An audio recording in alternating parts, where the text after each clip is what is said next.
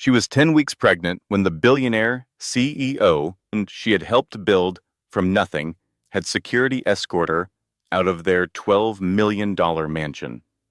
In the rain, with one suitcase and $340 to her name.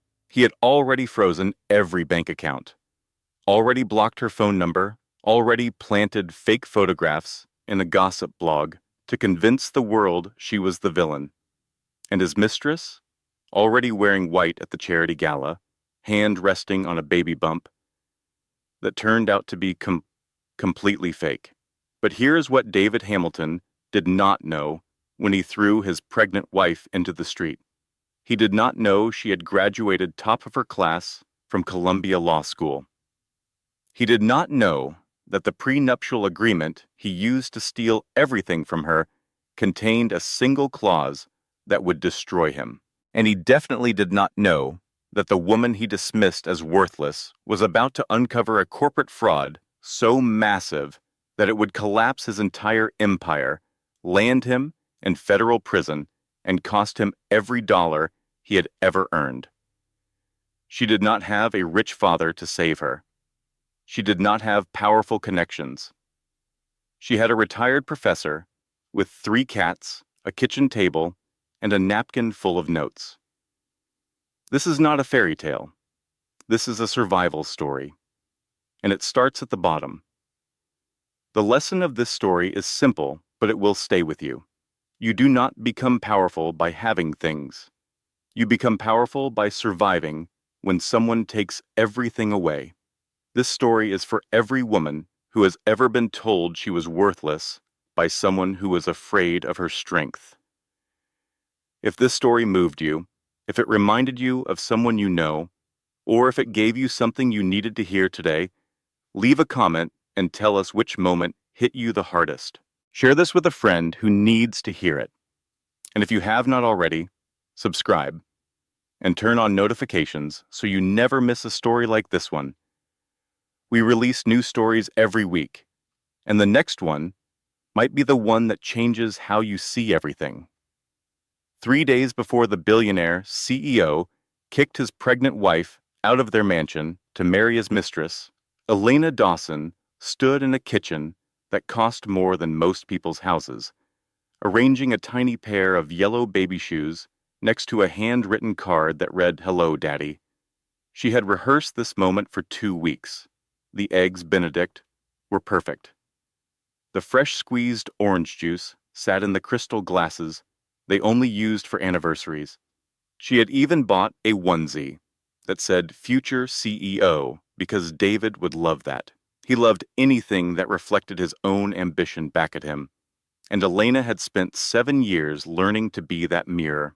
David Hamilton came downstairs at exactly 7:15, already on his phone, already somewhere else. His 6'3" frame filled the kitchen doorway the way it filled every room he entered, with the unconscious authority of a man who had never been told no by anyone who mattered. His dark hair was still damp from the shower, his jaw was freshly shaved. His gray eyes swept over the breakfast table without pausing on the baby shoes, without noticing the card, without seeing the woman who had woken up at 5:30 to create a moment he would never remember. He ate 3 bites of eggs Benedict, standing up. He drank half the orange juice while reading something on his phone that made him frown. He said, "Board meeting. Might be late." And then he was gone. The front door closed with the particular heaviness of a mansion door, the kind of sound that echoed through rooms designed to impress rather than comfort. Elena stood in the kitchen holding the baby shoes. She looked at the card she had written. She looked at the breakfast getting cold on plates that cost $200 each. And she felt something she had been feeling for months but had refused to name. The quiet certainty that she was performing a marriage for an audience of 1, and the audience had stopped watching. Here is something every relationship counselor will tell you for free. When someone stops noticing the effort you make, they have not just gotten busy, they have already left. The body is still there, but the person checked out months ago. Pay attention to what people ignore. It tells you more than what they say. Elena put the baby shoes back in her purse. She would tell David tonight instead. She would make his favorite dinner, the lamb chops with rosemary, and she would tell him about the pregnancy, and his face would light up the way it used to when she surprised him, back when surprises still mattered to him. She did not know there would be no tonight. She did not know that in 12 hours she would be standing in the rain with a single suitcase, watching the door of her own home close behind her for the last time. Elena spent the rest of the day preparing. She left the mansion at 10 to buy the lamb chops from the butcher David preferred, the one on Madison Avenue that charged $42 a pound. She stopped at the wine shop even though she could not drink anymore, because David would want the Barolo, the $200 bottle he saved for celebrations. She arranged candles in the dining room. She set the table with the wedding china they never used. By 6:30, everything was perfect. The lamb chops were resting. The candles were lit. Elena had changed into the green dress David always said he liked, though he had not mentioned it in over a year. She sat at the dining table and waited. At 6:47, she heard the front door open. She heard David's footsteps in the marble foyer. She heard other footsteps too, which was unusual, but David sometimes brought colleagues home without warning. Elena stood and smoothed her dress and walked toward the foyer with a smile that died the moment she turned the corner. David stood in the entryway with his coat still on. Behind him were two men Elena did not recognize, large men in dark jackets who carried the uncomfortable posture of people hired for unpleasant work. Beside David stood Kenneth Price, David's personal attorney, a thin man with thin lips who had always looked at Elena as though she were a line item on a balance sheet. Kenneth was holding a manila envelope. David did not sit down. He did not look at the candles flickering in the dining room behind Elena. He did not smell the lamb chops. He looked at his wife with the same expression he used in board meetings when terminating an underperforming executive, professional detachment dressed up as necessity. Elena, I need you to leave tonight. Kenneth has prepared separation documents. You can take personal belongings only. Everything else, the house, out, the cars, the accounts, those are corporate assets. Elena laughed. She actually laughed, the sound bouncing off the vaulted ceiling and the marble floors and the oil paintings she had chosen for those walls. She laughed because the alternative was to scream, and because some part of her brain could not process the words her husband had just said. David, what are you talking about? I have met someone who aligns better with where my life is going. This marriage has been a partnership, and that partnership has concluded. Partnership. Concluded. He was using the same language he used in press releases. Elena stared at him, waiting for the punchline, waiting for the hidden camera, waiting for anything that would explain why her husband of 7 years was standing in their foyer talking about their marriage like a quarterly earnings report. A partnership? Elena whispered. David, I am your wife. I am... She almost said it. Pregnant, the word rose in her throat like a reflex, but something stopped her. Some survival instinct she did not know she possessed told her to keep that card hidden. Not yet. Not like this. David handed her the manila envelope. Elena opened it with fingers that had started to tremble. Inside were photographs. Elena at a restaurant, laughing across a table from a man she vaguely recognized. Elena walking on a sidewalk beside the same man. Elena accepting a coffee cup from him outside an office building. The man was Tyler Brooks, a former classmate from Columbia Law School whom Elena had run into 3 weeks ago. They had shared a single lunch, catching up on mutual friends. It was innocent, meaningless, forgettable. but the photographs were time-stamped and annotated.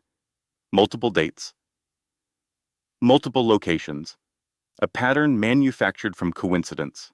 David had hired someone to follow her, to document a fiction, to create evidence of an affair that never happened. Elena looked up from the photographs and understood three things simultaneously. First, that David had been planning this for months. Second, that the prenuptial agreement she had signed, the one David had called just a formality, would be weaponized against her. And third, that the man she had loved for 10 years, the man she had helped build from nothing, had never intended for this marriage to last. She had been a phase in his business plan, and the phase was over. Kenneth Price cleared his throat. Mrs. Hamilton, the prenuptial agreement is quite clear. In the event of infidelity by either party, the offending spouse forfeits all claims to marital assets. Given the evidence of your extramarital relationship, Mr. Hamilton is prepared to proceed with an uncontested divorce. If you leave voluntarily tonight, he will not pursue the matter publicly. Elena grabbed the prenup from Kenneth's briefcase. She was a lawyer, or had been, before David convinced her that his career needed her full attention. She read the document with shaking hands and felt the floor tilt beneath her. It was airtight. Every clause, every provision, every carefully worded paragraph had been designed to leave her with nothing. Not even the $180,000 from her mother's life insurance that she had given David to start his company. He had made her sign it 1 week after her mother's funeral. 1 week after Elena had buried the only parent she had ever known. David had said it was a formality, had said his lawyers required it, had said it meant nothing. And Elena, drowning in grief, had signed without reading because she trusted the man she loved. Never sign legal documents during a period of grief, stress, or major life transition. It sounds obvious, but predators know exactly when you are vulnerable. They do not attack when you are strong. They wait for the funeral, the diagnosis, the heartbreak. Then they hand you a pin. Elena looked at David one last time. She searched his face for any trace of the man who had held her hand at her mother's funeral, who had promised to take care of her, who had whispered that she would never be alone again. She found nothing, just gray eyes and a jaw set with the impatience of a man who had already moved on. She took one suitcase. She packed it in 11 minutes while the 2 hired men stood in the hallway watching her. She did not pack the wedding china or the anniversary photographs or the green dress David had once loved. She packed jeans, sweaters, her laptop, and the baby shoes that were still in her purse. She walked out the front door into the rain. The door closed behind her with that heavy, final sound. And Elena Dawson stood on the steps of the mansion she had helped build, with $340 in her wallet, a baby growing inside her, and the absolute certainty that her life as she knew it was over. Elena drove to the Gramercy Park Hotel because it was the first place she thought of, the place where David had taken her on their first anniversary, back when he still planned surprises and she still believed in them. She handed her credit card to the front desk clerk with the practiced composure of a woman who had spent 7 years pretending everything was fine at dinner parties. The card was declined. She tried the joint savings account debit card. Also declined, she tried a third card, a personal one she kept for emergencies. Declined. David had moved faster than she had imagined possible. In the time it took Elena to pack a suitcase and drive to Midtown, her husband had frozen every account, canceled every card, and erased her financial existence with the efficiency of a man who had built his career on eliminating obstacles. Elena stood at the hotel front desk with her declined card spread on the marble counter and felt the first real wave of panic. Not the shock from the foyer, not the numbness from the photographs. but genuine animal fear. The kind of fear that comes when you realize the safety net you trusted was never there. She called David. The number went straight to a recording. The number you are trying to reach is no longer accepting calls from this line. He had blocked her. She called Deborah Walsh, her closest friend, the woman who had been maid of honor at her wedding, the woman Elena had driven to the hospital when Deborah's daughter broke her arm. Deborah answered on the fourth ring. Elena, I think you should give David some space. He told us what happened with that other man. I cannot be in the middle of this. Elena's mouth opened and closed. Deborah, there was no other man. David manufactured those photos. He is lying. The silence on the line lasted 3 seconds. 3 seconds during which Elena's best friend of 12 years chose between the woman she had known since college and the billionaire CEO who controlled the social world they both inhabited. Elena, I am sorry. I just cannot get involved. The line went dead. Elena sat in her car in the hotel parking lot. The rain hammered against the windshield like it was trying to get in. She had $340 in cash. She had no working credit cards. She had no friends willing to answer the phone. And she had a baby growing inside her that nobody in the world knew about except her. She tilted the seat back as far as it would go. She pulled her coat over herself like a blanket. And Elena Dawson, who had graduated from Columbia Law School with honors, who had helped her husband build a $2 billion technology company, who had decorated a 12,000 square foot mansion and hosted senators and celebrities and Fortune 500 executives, fell asleep in the back of a parking lot in the rain. In the morning, she woke up with her face pressed against the steering wheel, mascara smeared across her cheek, hair flattened on one side. She looked in the rearview mirror at the woman staring back at her and said out loud, Well, Elena, you went to Columbia Law School for this. She laughed. It was the kind of laugh that lives one breath away from crying, the kind that sounds exactly the same as sobbing if you are not paying close attention. Then she went into a gas station, bought a $2 coffee with cash, and started making a list on a napkin. Because that is what lawyers do when the world falls apart. They make lists. The list read, 1. Find somewhere to sleep. 2. Find a lawyer. 3. Protect the baby. 4. Survive. She added a fifth item after a moment. 5. Do not let him win. The cash lasted 4 days. Elena rationed it with the precision of someone who understood that every dollar was a day of survival. She bought gas station food because it was cheap. Protein bars, bags of peanuts, the occasional banana when a grocery store was nearby. She threw up every morning, sometimes in gas station bathrooms, sometimes on the side of the road, and she could not tell whether it was the pregnancy or the despair or both. On the third day, she went to a free clinic in the Bronx to confirm the pregnancy was progressing normally. The nurse, a tired woman in her 50s, named Gloria, asked the questions Elena had been dreading. Do you have somewhere safe to stay? Elena said yes. Gloria looked at Elena's wrinkled clothes, her unwashed hair, the dark circles under her eyes, and clearly did not believe her.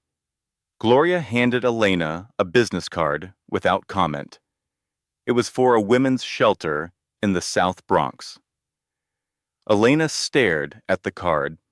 She thought about her mother, Rosa Dawson, who had been a public school teacher and had raised Elena alone after Elena's father left when she was 3 years old. Rosa had worked double shifts, tutoring on weekends, to keep them in a decent apartment. Rosa had never asked for help, had never accepted charity, had never let Elena see her cry, even when the bills piled up and the refrigerator was empty. Rosa had died of cancer when Elena was 25, leaving behind $180,000 in life insurance. Elena had given every penny to David Hamilton to buy his first servers. The seed money that grew into a $2 billion empire. And now Elena was standing in a free clinic holding a business card for a homeless shelter. On the fourth evening, with $11 left in her wallet, Elena drove to the address on the card. The shelter was a converted warehouse with fluorescent lights, an industrial carpet, and the particular smell of a place where too many people shared too little space.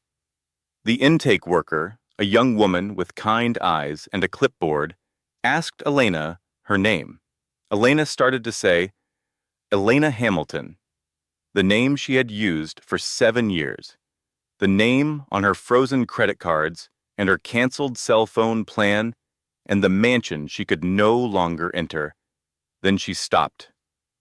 Elena Dawson, she said. Her maiden name, the name her mother had given her, the name that belonged to the woman she had been before David Hamilton, convinced her that his name was better. The intake worker assigned Elena to a shared room on the second floor. Her roommate was a woman named Jackie, 31 years old, with 2 young children and a fading bruise around her left eye that she did not bother to explain. Jackie was loud, profane, and completely unimpressed by Elena's situation. Girl, you had a penthouse? Jackie said, watching Elena unpack her single suitcase onto a metal bed frame.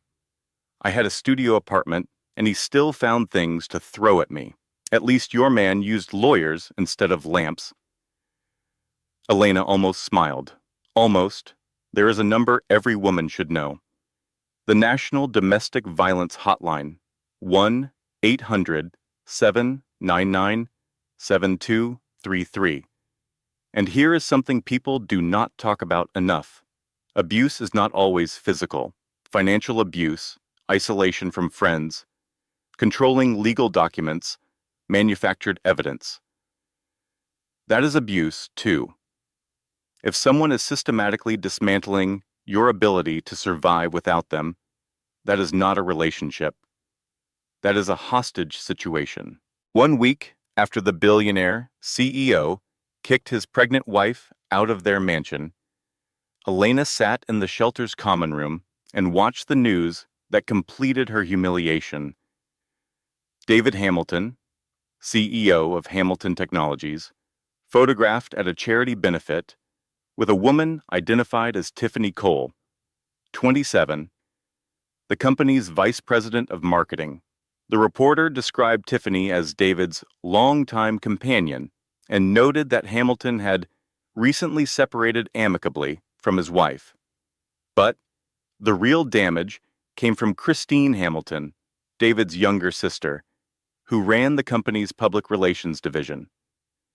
Christine had planted a story on a Manhattan gossip site with the headline, Hamilton CEO's ex-wife caught in affair with former colleague. Is she the real villain? The story included the manufactured photographs and quotes from anonymous sources close to the family, describing Elena as unstable and increasingly erratic. Elena watched the story play out on the common room television while Jackie sat beside her eating microwave popcorn. Around them, other women in the shelter watched too, some with sympathy, some with the weary recognition of people who had seen this script before, with different names. Jackie looked at Elena's face and said, You gonna cry or you gonna fight? Elena said, I do not have anything to fight with. Jackie shrugged. Girl, you got a law degree and a grudge. That is more than most people start with. Elena had not thought about Professor Margaret Brennan in years, but Jackie's words stirred something in Elena's memory. A lecture hall at Columbia Law School. A woman in her late 50s with reading glasses perched on her nose and a flask she kept in her desk drawer that everyone pretended not to notice. Maggie Brennan had taught contracts law with the ferocity of a woman who believed the legal system was a weapon, and that her job was to teach students which end to hold. She was famous for a line she delivered on the first day of every semester. The law is not about justice. It is about leverage. Justice is what happens after you get the leverage. Elena had gotten a perfect score on Maggie's final exam, the only student in Maggie's 30-year career to achieve that distinction. Maggie had written on Elena's paper, "You have a dangerous mind. Use it." Elena had not used it. She had folded it up and tucked it away in a drawer marked David's wife, and spent 7 years forgetting she had ever been anything else. On a Tuesday morning, Elena took 2 buses from the Bronx to Queens and stood outside Maggie Brennan's apartment building, a 5-story walk-up in Astoria with a broken buzzer and a front door that did not lock properly. She climbed to the 4th floor and knocked. The door opened to reveal a small apartment that looked like a law library had exploded inside it. Books on every surface. Legal pads stacked on chairs. 3 cats of various sizes occupying strategic positions throughout the room, and Maggie Brennan, now 61, her hair gone completely silver, her reading glasses held together with tape, standing in the doorway in a Columbia Law sweatshirt and slippers. "Elena Dawson," Maggie said, squinting. "Perfect score, 2014. You look terrible. I need help, Professor Brennan." "It is Maggie. And come in. Step over jury. He bites strangers." Elena sat at Maggie's kitchen table, moving a stack of case files to make room, and told her everything. The 7-year marriage, the seed money from her mother's life insurance, the manufactured affair photographs, the prenuptial agreement signed 1 week after her mother's funeral, the frozen accounts, the shelter, the pregnancy.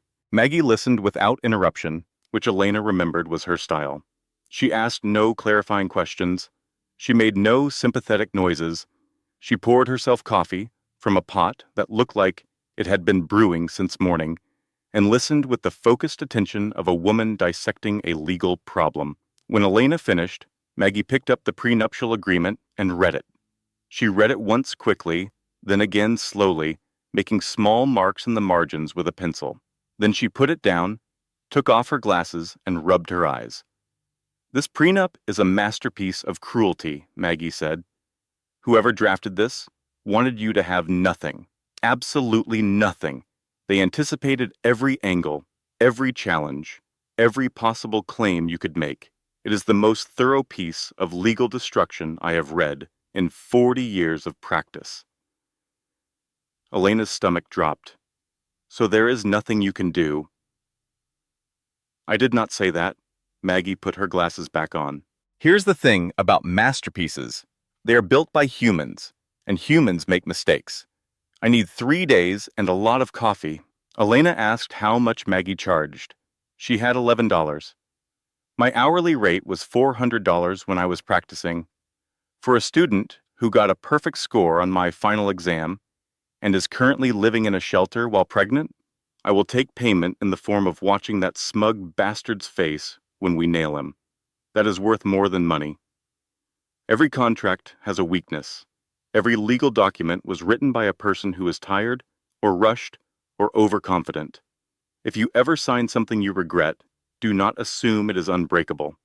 Find someone who reads the fine print for a living. It might cost you everything you have left, but knowing the truth about your own situation is worth more than comfortable ignorance." Maggie worked for 3 days. Elena came back each morning, riding 2 buses from the Bronx, bringing nothing because she had nothing to bring.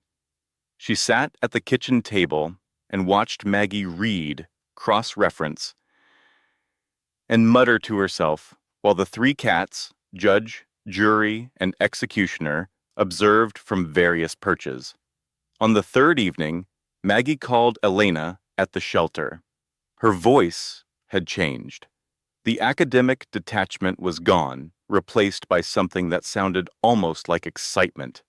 "I found it," Maggie said. "The flaw. It is small, but it is real. The prenup was signed 1 week after your mother's funeral.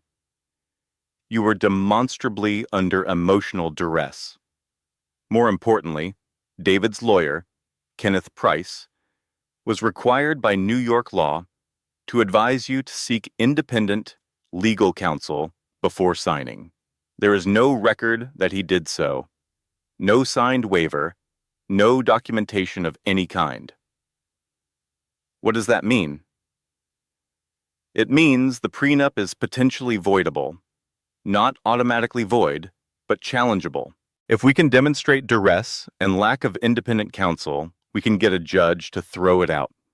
And once the prenup is gone, you are entitled to equitable division of all marital assets. For the first time in 10 days, Elena felt something besides despair. It was small and fragile and easily crushed, but it was there. Hope. She should not have trusted it. Maggie filed the motion on a Thursday morning, a challenge to the prenuptial agreement, citing emotional duress and failure to advise independent counsel, with a simultaneous request to freeze David's ability to finalize the divorce under the current terms. For 48 hours, Elena allowed herself to believe the system would work, that the law she had studied and loved would protect her, that David Hamilton, for all his money and all his lawyers, could not outrun the truth. She was wrong. David's response arrived like a missile with 3 warheads, each one designed to detonate a different part of Elena's life. The first, David's legal team filed a counter motion revealing that Elena's law license had lapsed 2 years ago. She had failed to complete her continuing education credits, a direct result of David discouraging her from maintaining her legal career. She could not represent herself, and Maggie, as a retired professor, without active courtroom standing in family law, could not represent her either. Their legal challenge was dead on arrival. The second, someone tipped off a reporter that Elena was living in a women's shelter. The story appeared online within hours, complete with photographs of Elena entering the building. The headline, "Billionaire's ex hits rock bottom, but is she playing the victim?"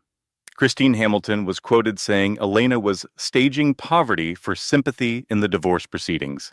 The third, and worst, David filed for emergency sole custody of the unborn child. His petition to the family court described Elena as living in unstable conditions unsuitable for raising a child, and exhibiting signs of mental instability consistent with a pattern of delusional behavior.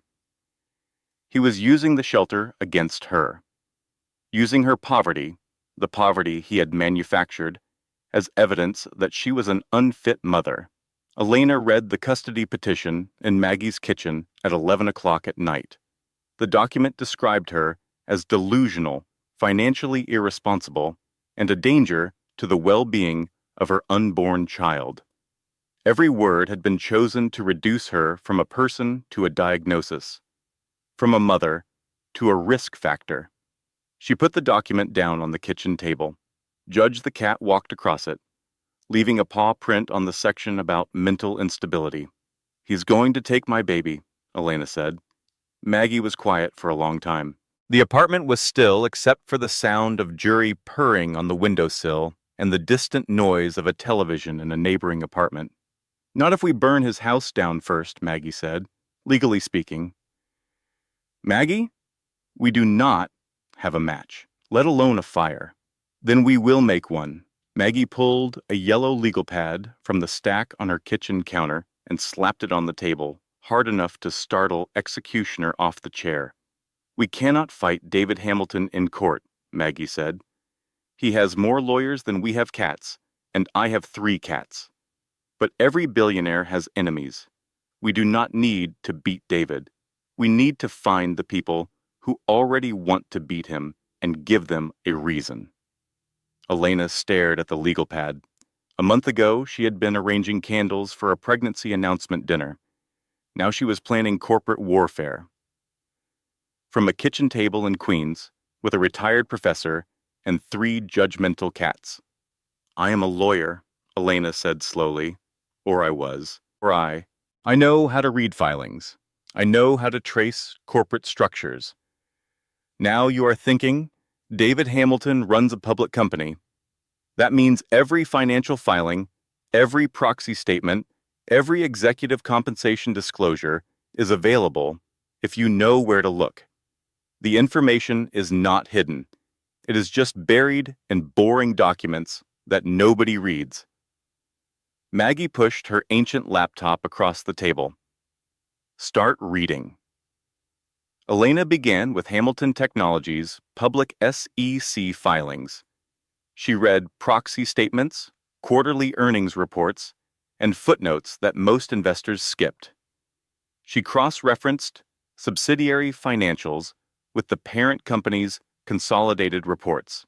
She worked 16 hours a day from Maggie's kitchen table, fueled by ginger ale because coffee made her nauseous, and by a growing sense that something in David's empire did not add up.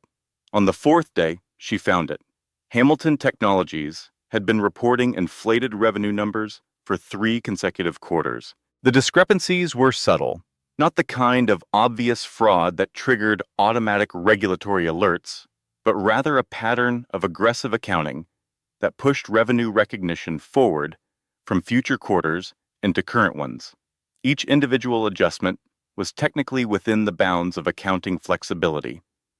But taken together, they painted a picture of a company that was manufacturing growth to inflate its valuation ahead of a planned initial public offering. David Hamilton was cooking the books, and he was doing it to make himself richer at the expense of every shareholder who trusted his numbers. Elena could not prove it alone. She needed someone inside the company, someone with access to the internal financials that would confirm what the public filings suggested. She thought about every person she had met during 7 years as the CEO's wife, every executive, every board member, every uncomfortable handshake at a holiday party. She remembered James Whitfield, the longest-serving independent board member at Hamilton Technologies. A 55-year-old man with silver hair and a reputation for corporate ethics who had always seemed slightly out of place at David's lavish events. James never drank more than 1 glass of wine. He never laughed at David's jokes. He always left early. Elena called James from Maggie's landline. He agreed to meet at a diner in Brooklyn, a place where nobody from Manhattan's technology scene would ever go. He arrived in a baseball cap and a jacket without any logos, the disguise of a wealthy man trying not to be recognized. Over coffee and eggs, James confirmed everything Elena suspected. David had been manipulating financial statements, pressuring the accounting team to reclassify expenses, and using company funds for personal expenditures that were buried in the operational budget. The mansion renovation, the private jet upgrades, Tiffany Cole's salary, which had tripled in 18 months, despite no change in her responsibilities. James had been keeping a file for 2 years, emails, internal memos, financial discrepancies documented with the methodical precision of a man who knew he would need evidence someday. "Why did you not act?" Elena asked. "Because a board member, acting alone, looks like a grudge match. I needed someone with standing to file the complaint, someone whose story would make the SEC pay attention." He looked at Elena across the diner table. A wronged spouse with evidence of corporate fraud. That is not just a complaint. That is a headline, and headlines move markets. Elena walked back to Maggie's apartment with James's flash drive in her pocket and a feeling she had not experienced in weeks. Not hope exactly, something sharper, purpose. But 2 days later, at a routine checkup at the free clinic, the doctor found elevated blood pressure and protein in Elena's urine. Early signs of preeclampsia, the condition that turns pregnancy from a miracle into a medical emergency. You need to reduce stress immediately, the doctor said. Elena laughed. She could not help it. The sound came out too loud in the small examination room, and the doctor looked at her with the concerned expression of a medical professional assessing whether a patient is about to come apart. Reduce stress, Elena repeated. I will get right on that. Preeclampsia affects about 1 in 25 pregnancies in America. The symptoms can seem minor: high blood pressure, swelling, headaches, vision changes, but they can escalate fast. If you are pregnant and something feels wrong, do not wait. Do not Google it. Go to a doctor. Your body is smarter than your phone. The diagnosis changed the calculus. Elena was no longer fighting for money, for pride, for revenge. She was fighting on a timer. The stress of the battle against David Hamilton was literally threatening to kill her and her baby. Every sleepless night, every legal setback, every newspaper headline calling her crazy was raising her blood pressure to dangerous levels. She could stop fighting and save herself, or she could keep fighting and risk everything. It was not a difficult choice. David Hamilton had already taken everything from her. He was not going to take her child too. Elena worked through the pregnancy complications with the stubborn intensity of a woman who had decided that dying was not on her schedule. She took the blood pressure medication the clinic prescribed. She drank the water Maggie forced on her. She rested when her body demanded it, which was never often enough, and always at the worst possible time. The evidence against David was growing. Elena's legal training came back to her in pieces, then in waves, like a muscle that had atrophied from disuse but remembered its purpose. She could read a financial statement the way a mechanic reads an engine, finding the sounds that did not belong, the vibrations that indicated something broken underneath the surface. She discovered that David's relationship with Tiffany Cole had started not 18 months ago, as Elena had believed, but almost 3 years ago, before Elena gave up her law career. Tiffany had not been hired for her marketing skills. She had been hired as the next phase of David's plan. He promoted her to create the narrative that she was essential to the company while Elena was contributing nothing. The affair was not an accident. It was a strategy. Elena also found records showing that David had paid $40,000 to a private investigator named Frank Russo to manufacture the affair evidence against her. The lunch photographs had been staged. The timestamps had been manipulated. The entire case for Elena's supposed infidelity was a fiction written by a man who could afford to buy any story he wanted. But knowing the truth and proving the truth were different things. Elena needed Maggie to find a lawyer who could actually represent her in court. Maggie reached out to her network of former students and found Sarah Mitchell, a 34-year-old attorney at a small family law firm in Brooklyn who had a perfect record in custody cases and a personal hatred of wealthy men who used the legal system as a weapon. Sarah agreed to take the case at reduced rates, not free, but close enough that Elena's non-existent budget could survive. They were building something, slowly, painfully, but building. Then 3 catastrophic events hit in rapid succession, each one more devastating than the last. The first, Elena's car was repossessed. She had fallen behind on payments because every dollar was going to survival, and David's lawyers had contacted the leasing company to accelerate the process. The car was her last private space, the place she retreated to when the shelter was too loud or too crowded or too full of other people's pain. Now it was gone. The second, the family court issued a temporary order granting David what his lawyers called prenatal oversight rights, a legal maneuver that required Elena to submit to medical and psychological evaluations chosen by David's legal team. The evaluators would determine whether Elena was mentally fit to be a mother. The same man who had thrown her into the street was now hiring doctors to certify that she was crazy. The third, Elena got a call from Jackie at the shelter. Someone had broken into Elena's storage locker and stolen Maggie's laptop with all the evidence files. The financial analyses, the cross-referenced SEC filings, the preliminary draft of the fraud complaint. Elena had backed up most of the data on James Whitfield's flash drive, but the working files, the organized case she had been building for weeks, were gone. She stood on the sidewalk outside Maggie's apartment building, phoneless and carless, and felt the last structure of her resistance begin to crack.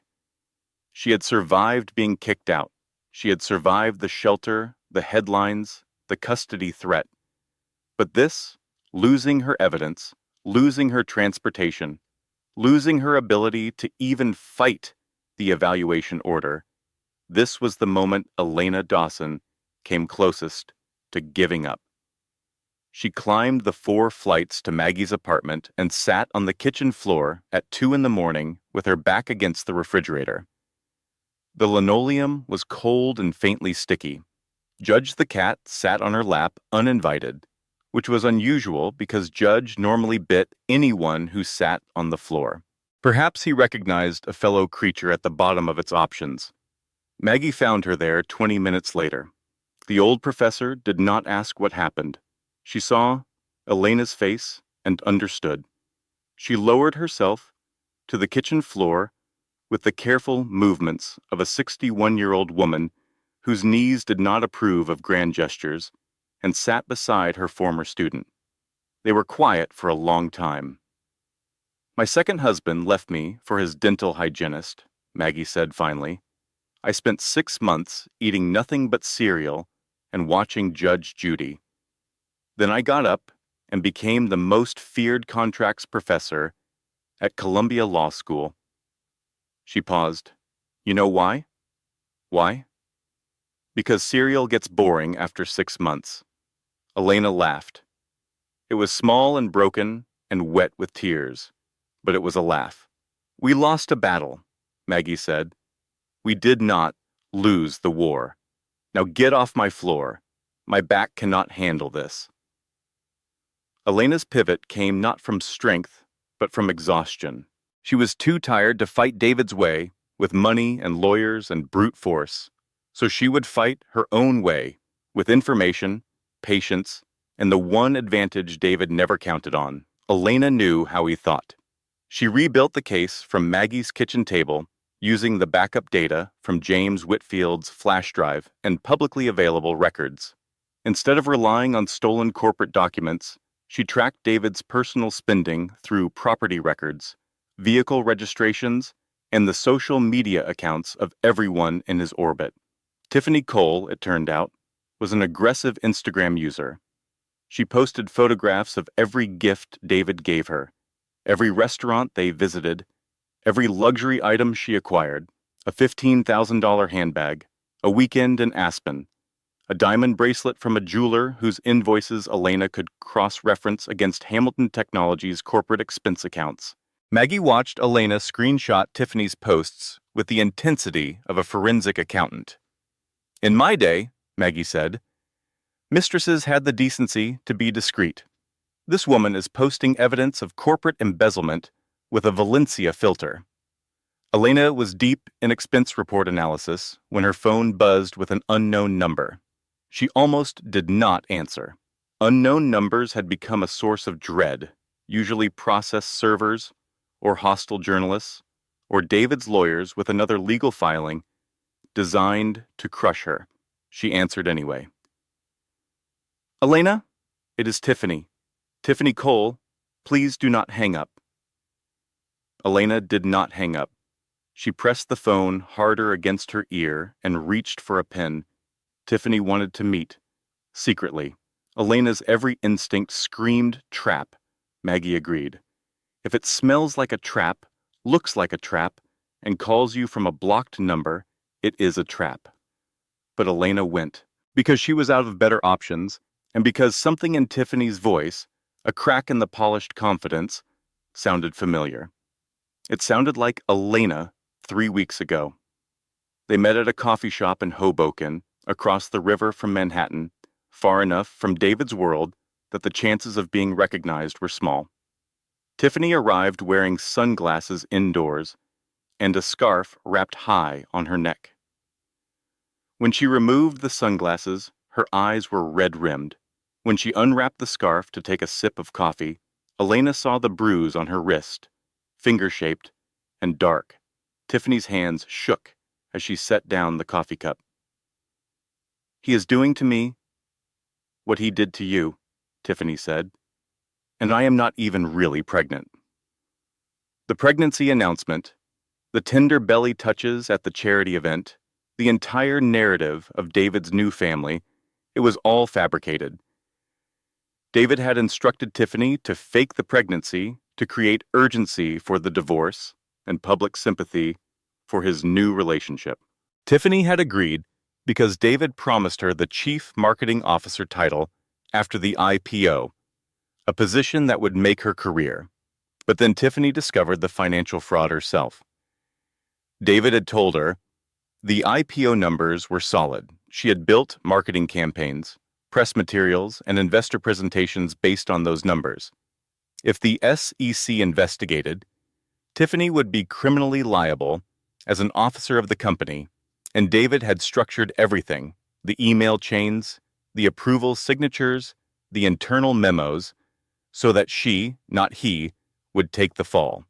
"He set me up," Tiffany said, her voice barely above a whisper, "the same way he set you up. Different trap, same hunter." "I am not asking you to forgive me," Tiffany continued. "I knew he was married. I knew what I was doing, but I did not know about the fraud. I did not know about the fake pregnancy until he told me to stuff a pillow under my dress for a press photo. And I did not know he was planning to let me go to prison for crimes he committed." Sometimes the person who hurt you the most becomes the person who helps you the most. Not because they are sorry, but because the same monster is now eating them too. You do not have to trust someone completely to accept their help strategically. Just verify everything they give you. Elena verified.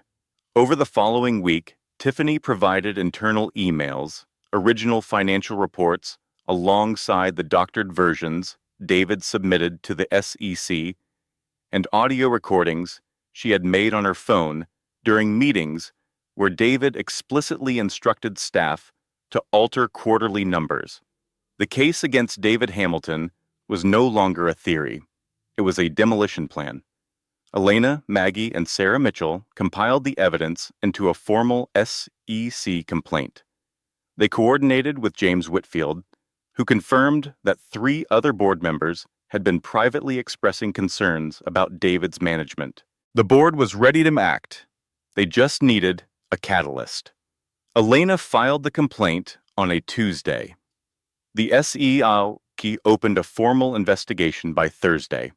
Hamilton Technologies stock dropped 12% on the news.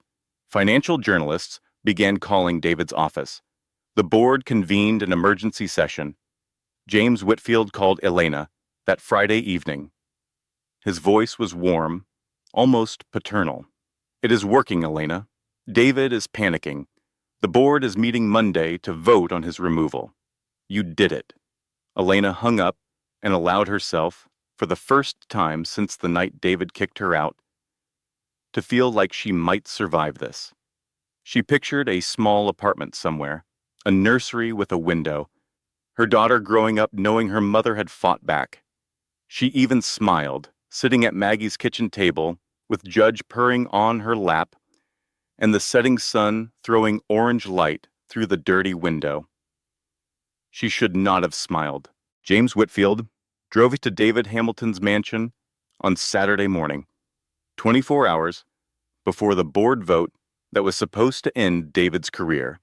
He brought everything: Elena's SEC strategy, Tiffany's cooperation agreement, the evidence files, the board member alliances, every detail of the plan that Elena had trusted him to protect. In exchange, David offered James the CEO position after the IPO, a $30 million retention bonus, and a guarantee that James would never face consequences for his role in the fraud. James was not an ally. He had never been an ally. He was an opportunist who had played both sides with the patience of a man accustomed to long investments, waiting to see which position offered the higher return. David's counterattack arrived Monday morning, not as a board vote removing him from power, but as a three-pronged assault that destroyed everything Elena had built. First, David fired Tiffany Cole at 9 a.m. in front of the entire executive team. His prepared statement described her as a rogue employee who manipulated financial records for personal gain.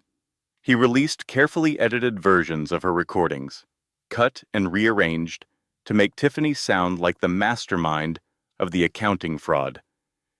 Within hours, Tiffany's name was trending as a cautionary tale about corporate greed, while David played the role of the CEO who had uncovered corruption in his own ranks. Second, David's lawyers filed a $50 million defamation lawsuit against Elena, claiming her SEC complaint had been maliciously fabricated to manipulate the company's stock price during contentious divorce proceedings. The lawsuit cited James Whitfield's testimony that Elena had pressured him to provide false evidence and had conspired with a terminated employee to commit securities fraud. Third, and most devastating, David's legal team presented the family court with James's testimony and the edited evidence, framing Elena not as a wronged wife seeking justice, but as a vengeful woman willing to commit federal crimes to win a divorce. They argued this proved she was morally unfit for custody of her unborn child and requested the court immediately grant David full parental rights. Elena learned about all three attacks in a single phone call from Sarah Mitchell, who delivered the news with the controlled voice of a lawyer who has learned that the worst information must be communicated calmly. Elena's blood pressure spiked within the hour. She was admitted to the hospital that evening with severe preeclampsia symptoms, her body finally rebelling against the relentless stress that had been building for weeks. The doctor told her that if the condition progressed, they might need to deliver the baby at 22 weeks. A baby born that early would face catastrophic health risks if it survived at all. Elena lay in a hospital bed staring at the ceiling tiles and understanding for the first time that she might actually lose. Not just the divorce, not just the money, but her child, her life, everything. Maggie came to the hospital at 9 that night. She brought coffee for herself and ginger ale for Elena, and she sat in the plastic visitor's chair with the rigid posture of a woman who refused to look defeated even when defeat seemed certain. "I have been doing this for 40 years, Maggie said. I have seen a lot of bastards win, but I have never seen a bastard win forever. Maggie, I cannot do this anymore." "Yes, you can, because the alternative is letting him win, and you are too stubborn and too smart to let a man who cannot even cook his own breakfast win." He never did cook, not once in 7 years. A man who cannot feed himself has no business running a company. Remember that when you take his. Elena spent 2 weeks in the hospital. The preeclampsia stabilized with medication, bed rest, and what Maggie called weaponized calm, which meant Elena was forbidden from reading any news, checking any social media, or thinking about David Hamilton for more than 10 minutes per day. Maggie enforced this rule with the authoritarian efficiency of a woman who had managed classrooms full of future lawyers. While Elena rested, Maggie worked.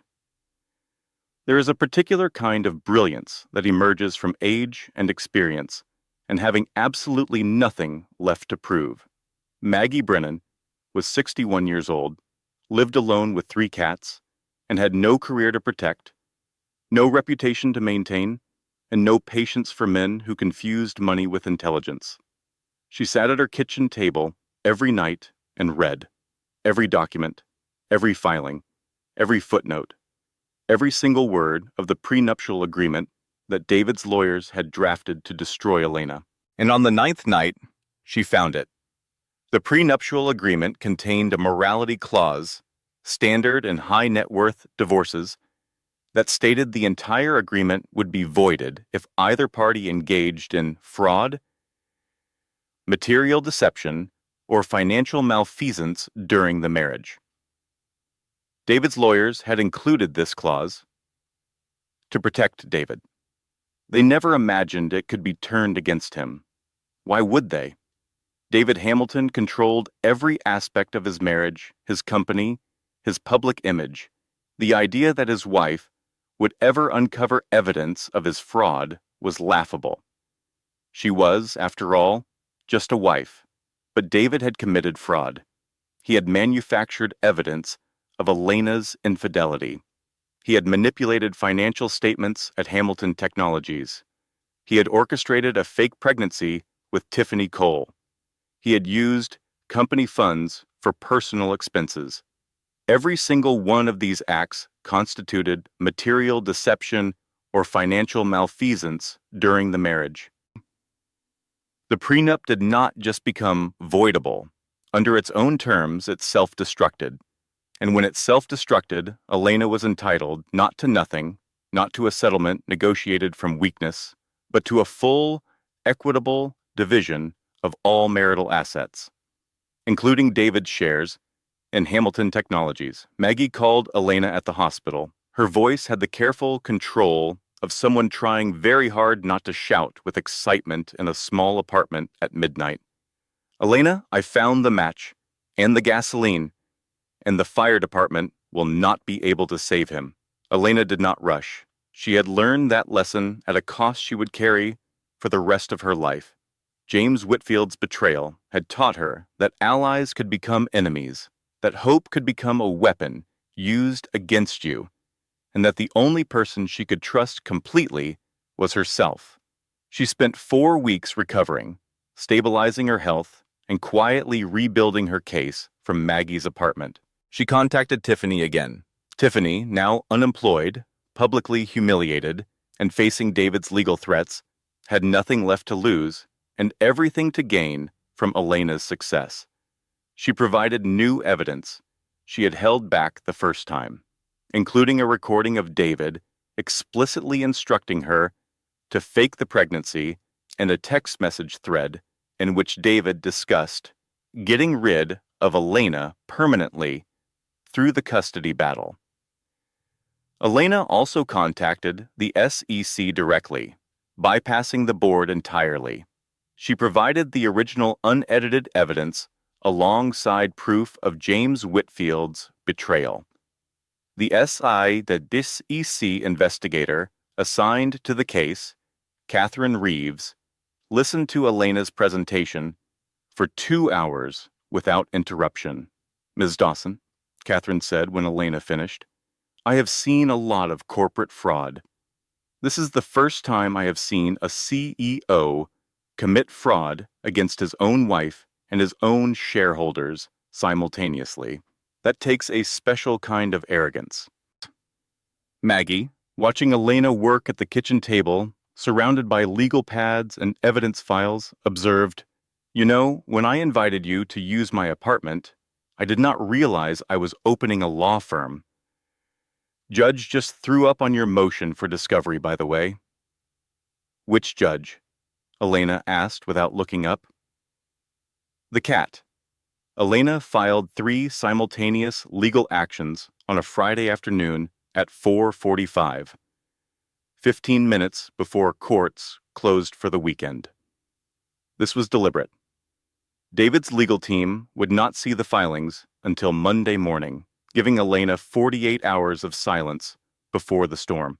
The first filing, a motion to void the prenuptial agreement and, under the morality clause, supported by evidence of David's fraud, the manufactured affair photographs, and the fake pregnancy scheme. The second filing, a revised SEC complaint with Tiffany's unedited recordings, original financial documents, and evidence of James Whitfield's complicity in the cover-up. The third filing, a countersuit for custody, including David's own text messages about getting rid of Elena, evidence that the original custody petition was based on manufactured circumstances, and medical records showing Elena's preeclampsia had been directly exacerbated by David's legal harassment. Timing is not just about clocks. It is about psychology. When you are fighting someone with more resources, you do not announce your moves in advance. You file at 4:45 on a Friday. You serve papers at 7 in the morning on a Monday. You create chaos in their schedule while maintaining control of yours. Every lawyer knows this. David Hamilton learned about the filings at 7:12 on Monday morning when Kenneth Price called him in a panic. By 9 a.m., the SEC had issued a formal subpoena for Hamilton Technologies' internal financial records. By noon, the company's stock had dropped another 19%. By 3 p.m., 4 board members had publicly called for David's resignation. The Metropolitan Club annual charity gala was held that Thursday evening, as scheduled. David Hamilton was still technically the host, though his name had been removed from the event program by the club's board of directors, who preferred not to associate their institution with an ongoing SEC investigation. Elena arrived in a $40 black maternity dress from a consignment shop in Brooklyn. She was 32 weeks pregnant now, visibly and unmistakably carrying the child that David had tried to take from her through the courts. She wore no jewelry. Her hair was pulled back simply. She looked like exactly what she was, a woman who had been through something terrible and was still standing. Maggie had insisted on buying the $500 ticket. "Consider it an investment in entertainment," Maggie said. "I have not been to a party in 12 years. The cats will survive one evening without me." Elena did not make speeches. She did not confront David across the ballroom. She did not call board members from the center of the dance floor. She simply walked through the room, said hello to people she knew, and let them see her. Pregnant, calm, present, alive. The woman David had told everyone was crazy, desperate, dangerous, unstable, delusional. Standing right there, sipping sparkling water, asking people about their children. Christine Hamilton approached with her public relations smile firmly in place. "Elena, I am surprised to see you here. I hope you are taking care of yourself." "I am." "Thank you, Christine.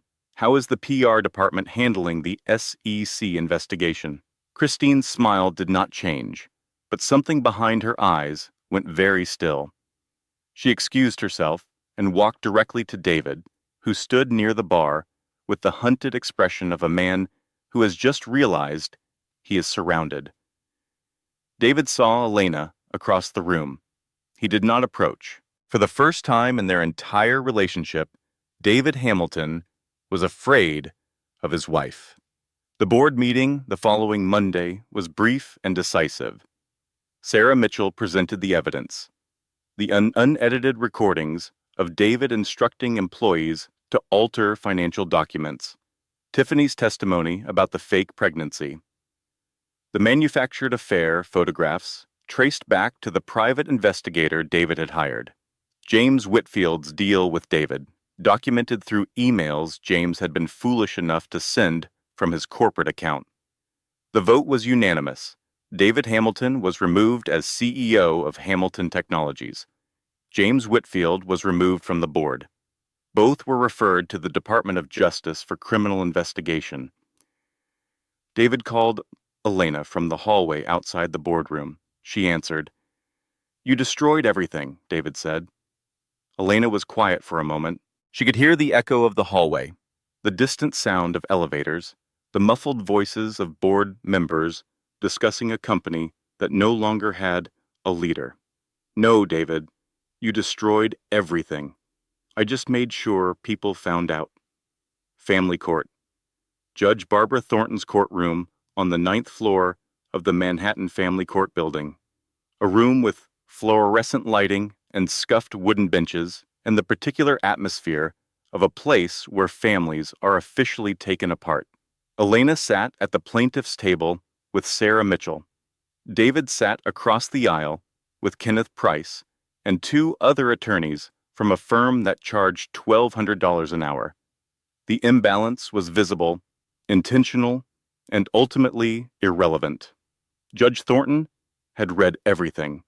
The manufactured affair evidence, the fake pregnancy, the weaponized custody petition, David's texts about getting rid of Elena, the medical records showing Elena's preeclampsia was exacerbated by David's legal harassment. Every document, every filing, every piece of evidence that Elena and Maggie and Sarah had compiled from a kitchen table in Queens. Judge Thornton was 62 years old, had served on the family court bench for 30 years, and was known throughout the New York legal community for her zero tolerance for parents who used children as weapons. She read her decision from the bench in a voice that carried the weight of 3 decades of watching people at their worst. In 30 years on this bench, I have seen parents try to destroy each other using this court system. I have seen cruelty disguised as concern. I have seen wealth deployed as a substitute for character. But I have rarely seen it done with this level of calculated malice. She looked directly at David Hamilton. Mr. Hamilton, you did not just lie to this court. You manufactured evidence of infidelity against your wife. You orchestrated a fraudulent pregnancy to create public sympathy. You weaponized your wife's poverty you deliberately created as evidence of her unfitness as a mother. And you attempted to use your unborn child as leverage in a divorce proceeding. The courtroom was silent. Kenneth Price was writing furiously on a legal pad. David's face had gone the particular shade of gray that accompanies the realization that money cannot fix everything. I am granting full custody to Mrs. Dawson. I am ordering a comprehensive review of Mr. Hamilton's fitness for any parental rights, and I am referring the manufactured evidence, in this case, to the district attorney's office for potential criminal charges. If you are in a custody battle and the other parent is using your circumstances against you, circumstances they created, document everything. Every text, every email, every financial transaction. Courts are not perfect, but judges can tell the difference between a parent in crisis and a parent who manufactured a crisis. Your evidence is your voice when you cannot be in the room. The divorce settlement followed 3 weeks later. The prenuptial agreement was voided under the morality clause. The equitable division of marital assets, calculated by forensic accountants who charged considerably less than $1,200 an hour, awarded Elena approximately $8 million. This included the family home, which she planned to sell, a portion of David's personal Hamilton Technologies shares, compensatory damages for the manufactured evidence and emotional distress, and full reimbursement of her legal fees. $8 million. Not $50 billion from a fictional dead father, not a corporate takeover orchestrated by someone else. $8 million earned through every sleepless night in a gas station parking lot, every humiliating headline, every morning throwing up in a shelter bathroom, every hour spent reading financial filings at a kitchen table, while 3 cats judged her silently. Maggie read the settlement terms and said, $8 million. Not bad for a woman who was eating gas station hot dogs 2 months ago. They were not hot dogs, they were taquitos. Even worse, I am billing you for emotional damages. David Hamilton pled guilty to 2 counts of securities fraud 4 months later. He received 18 months in federal prison and $4.2 million in fines. His net worth, once estimated at $2.1 billion, collapsed to approximately $6 million in liquid assets after the stock crash, legal fees, and regulatory penalties. Christine Hamilton took a public relations job in Chicago and never spoke to the press again. James Whitfield was barred from serving on any public company board for 10 years. Tiffany Cole cooperated with federal prosecutors in exchange for immunity. She moved to Austin, Texas, and started a small marketing consulting firm. She and Elena were not friends. They would probably never be friends. But Tiffany sent flowers when Elena's daughter was born, with a card that read, "She is lucky to have a fighter for a mother." Here is something that nobody tells you about survival. It does not look like the movies. There is no moment where the music swells and you stand triumphant on a hilltop while your enemies weep below you. Survival looks like Tuesday. It looks like doing laundry. It looks like opening a textbook after putting a baby to bed. It looks like the ordinary, unremarkable continuation of a life that someone tried to end. 6 months after the settlement, Elena Dawson lived in a 3-bedroom apartment in Brooklyn. Nothing fancy. A pre-war building with creaky floors and radiators that clanked at night and good light in the mornings. 1 room for Elena, 1 room for the baby, 1 room converted into a home office with a desk, a laptop, and law books stacked on every available surface. Her daughter's name was Rosa, named for the grandmother, who would never hold her, the public school teacher who had worked double shifts to keep food on the table and had died of cancer without knowing that her life insurance money would build a billionaire's empire. Rosa Dawson had given everything she had so her daughter could have a better life. Elena intended to make sure that sacrifice was not wasted. Elena was studying for the bar exam.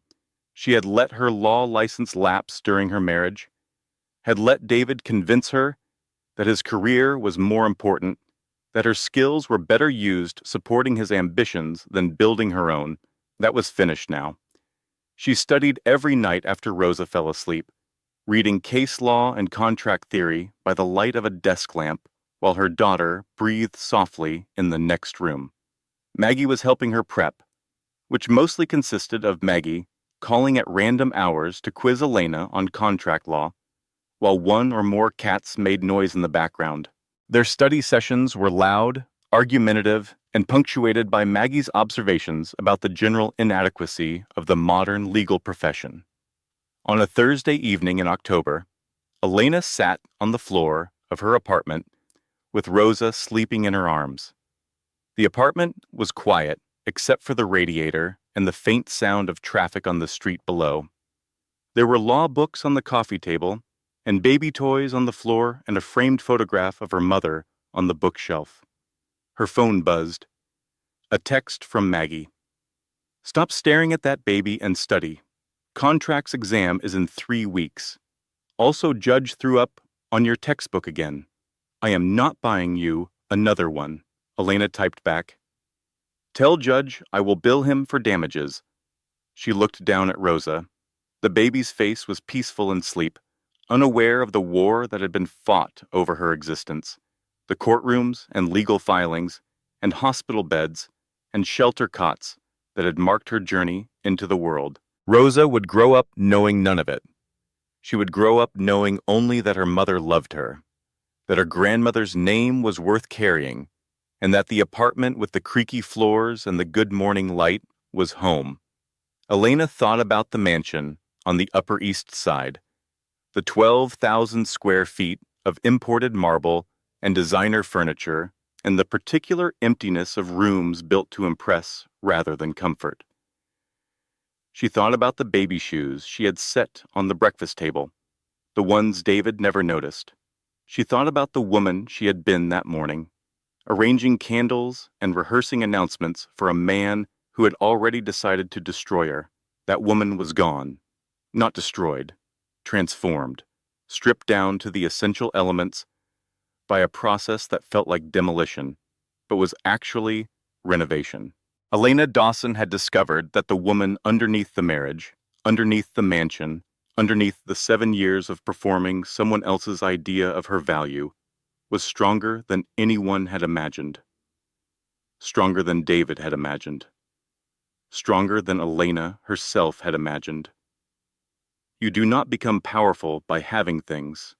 You become powerful by surviving when someone takes everything away, not by inheriting a fortune or by having a secret benefactor or by some magical intervention that transforms your circumstances overnight, but by the slow, unglamorous, deeply ordinary act of refusing to quit, by making lists on napkins at gas stations, by reading legal filings at kitchen tables, by showing up at courthouses in consignment store dresses, by choosing every single day to fight for one more day. Elena put Rosa in her crib. She straightened the blanket. She touched her daughter's cheek with one finger and felt the warmth of a life she had almost lost. Then she walked to her desk, opened her textbook to the chapter on contract remedies, and started studying. Because the bar exam was in 3 weeks, and Elena Dawson had never gotten less than a perfect score on anything Margaret Brennan had prepared her for. Outside, Manhattan hummed with its usual indifference. Millions of lives colliding and separating and continuing in the way that cities do. Somewhere in a federal facility in New Jersey, David Hamilton was learning that the meals were served on plastic trays and that nobody cared about his stock portfolio. Somewhere in Queens, Maggie Brennan was reading case law and drinking coffee and telling Judge the Cat to get off the kitchen counter. Somewhere in Austin, Texas, Tiffany Cole was building a business that did not depend on a man's approval for its survival. And in a 3-bedroom apartment in Brooklyn, a woman who had been kicked out of a mansion with nothing was studying to become a lawyer again. Not because she needed the money, because she had remembered who she was before someone told her she was worthless. The law is not about justice, Maggie always said. It is about leverage. Justice is what happens after you get the leverage. Elena Dawson had gotten the leverage. And justice, imperfect and incomplete, and nothing like the movies, had arrived not with a dramatic confrontation in a ballroom, but with a baby sleeping in the next room and a textbook open on a desk and the quiet, unshakable knowledge that she had survived the worst thing that had ever happened to her, and she was just getting started. The content of this story was carefully researched, developed, and manually edited by our team to deliver meaningful entertainment with real value.